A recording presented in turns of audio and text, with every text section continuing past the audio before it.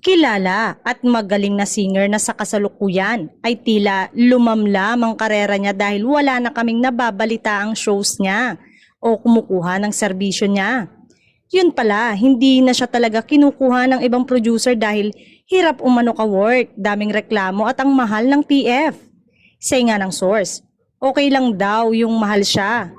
Pero kung ma-stress naman lahat ng kawork niya, wag na lang, ang dami namang iba.